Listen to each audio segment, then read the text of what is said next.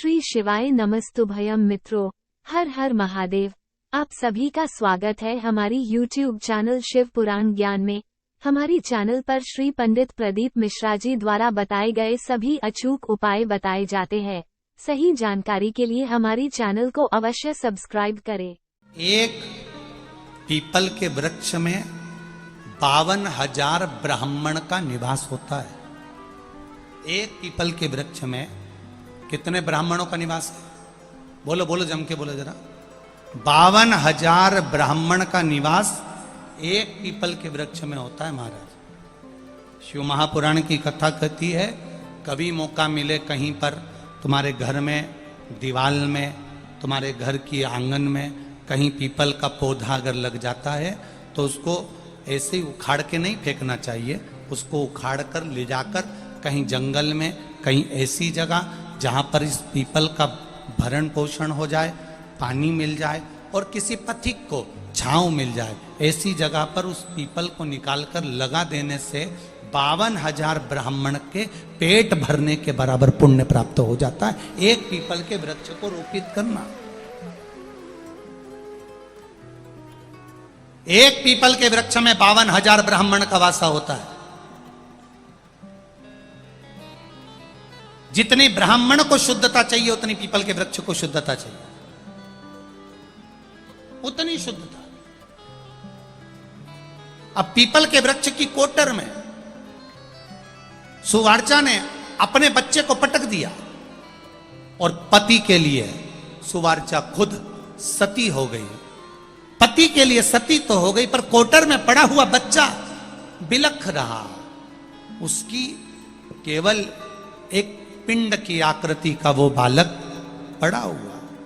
धीरे धीरे पीपल का जो वृक्ष होता है ये अपने आप में एक औषधि देने वाला होता है। अपने आप में एक औषधि, अपने आप में एक औषधि है पीपल का।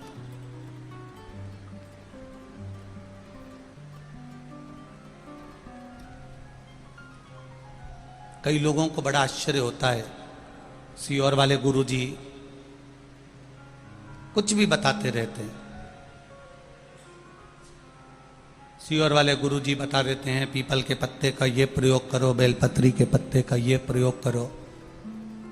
किसी किसी को लगता भी होगा कि ये महाराज जी तो कहीं बैठे बैठे टोट के बताते रहते हैं, पर जिसने गीता प्रेस गोरखपुर की शिव महापुराण की कथा एक बार पढ़ी हो, लिंग पुराण पढ़ी हो, नर्मदा पुराण पढ़ी हो, स्कंद पुराण पढ़ी हो, पद्म पुराण पढ़ी हो, ब्रह्मवर्ता पुराण पढ़ी हो, वराह पुराण पढ़ी हो, मत्स्य पुराण पढ़ी हो, गीता प्रेस गोरखपुर की एक एक पुराण को अगर जिसने ध्यान से पढ़ा होगा, जिसने स्मरण में उतारा होगा, उसको शिवजी पे चढ़ी हुई वस्तु कोई टोट कर नजर नहीं आएगी। वो वस्तु जो चढ़ा रहे हो उसमें आपके जीवन की एक राह नजर आएगी कि इसमें हमें चलना कैसे है।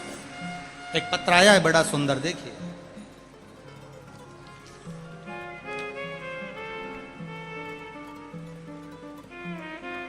मेरा नाम सुनील सिंह पवार, पिता रूप सिंह पवार, ग्राम टोडी, मांगलिया, जिला इंदौर, तहसील सांवेर। मेरा मोबाइल नंबर ये है।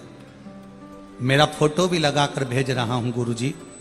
जो मेरे मुंह में कैंसर हो गया था, उस कैंसर का फोटो, मेरे मुंह का फोटो लगाकर भेज रहा हूं। कहीं बैठे हो तो हाथ जरूर हिलाइएगा। श्री सुनील सिंह पवार, रूप सिंह पवार, कहीं बैठे हो तो दोनों हाथ हिलाइएगा। कहीं बैठे हो तो मैं फोटो लगाकर भेज रहा हूं गुरुजी। इस फोटो को आप लोग टीवी के माध्यम से, एलईडी के माध्यम से देख सकते हैं। आप ही हैं, दोनों हाथ हिला दो एक बार ऐसा। श्री शिवाय नमस्तुभ्यं। इस फोटो को आप देखेंगे, फोटो में पूरा गाल कटा हुआ है। आप इस फोटो को अगर देखेंगे पास में से तो पूरा गाल कटा हुआ है। गुरुजी, मैं सुनील सिंह पवार, पिता रूप सिंह पवार, ग्राम निवासी टोंडी। मुझे 22/1/2021 को एक चोट लग गई थी। उस चोट के लगने के थोड़े दिन बाद मेरे मुंह में एक छाला हो गया था। छाला हो जाने के कारण उपचार चालू करा और उपचार करते करते डॉक्टर को दिखाया तो उन्होंने कहा यह साधारण छाला नहीं है, इस कैंसर है। हम छाले की जांच करवाएंगे, मुंबई भेजेंगे। मुंबई में रिपोर्ट भेजी गई और उसमें कैंसर बताया गया। उसके बाद हमें डीएनएस हॉस्पिटल में ऑपरेशन करवाया गया। ऑपरेशन कराने के बाद भी सिकाई चलती रही पर आराम नहीं लगा।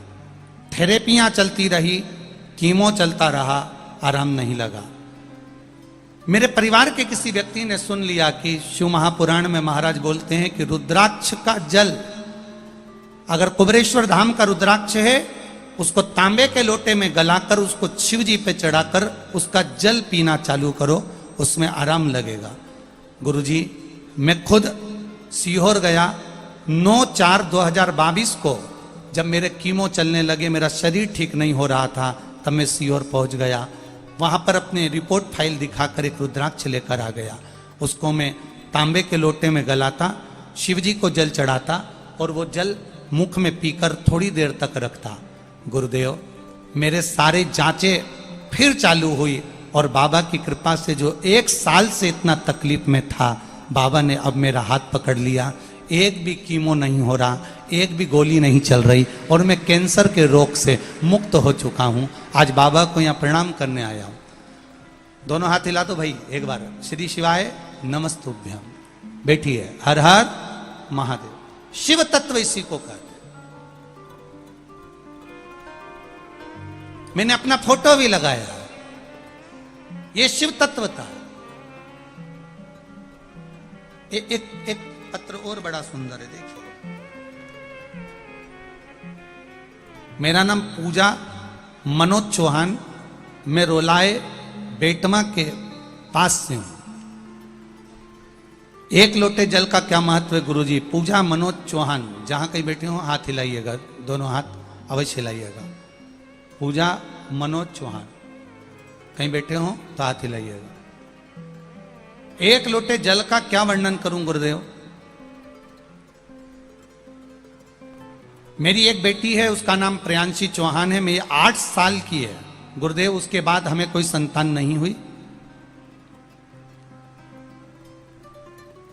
और मेरे भैया संजय रानू बघेला, उनकी शादी को 19 साल हो गए, कोई संतान नहीं। तब शिव महापुराण की कथा टीवी पर सुने, 1 लोटे जल की महत्वता को जाना, शिव जी को जल चढ़ाना प्रारंभ करा।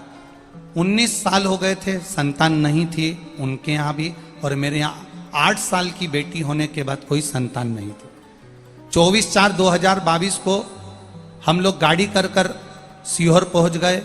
बाबा के धाम में पहुंचकर हमने वहां से एक रुद्राक्ष प्राप्त किया, विनती करी, निवेदन करा, कंकर शंकर की पूजन करी, शिव जी को 1 लोटा जल चढ़ाने लगे। बाबा से प्रार्थना करके आए कि मेरे ये भाभी को भी संतान हो और मेरे यहाँ भी संतान की प्राप्ति हो। बाबा की क्या कृपा हुई गुरुदेव। 29/12/2022 में बाबा की कृपा से मेरी उस भाभी के यहाँ भी और मेरे यहाँ भी एक पुत्र की प्राप्ति हुई। ये मेरे शिव की कृपा है, ये औघड़ी की दया। बैठिए। श्री शिवाय। ये शिव तत्व है, इसको जानना पहचानना बहुत कठिन। अगर आपको यह वीडियो पसंद आया है तो कृपया वीडियो को लाइक करें, कमेंट करें और हमारी चैनल को सब्सक्राइब करें। श्री शिवाय नमस्तुभ्यम।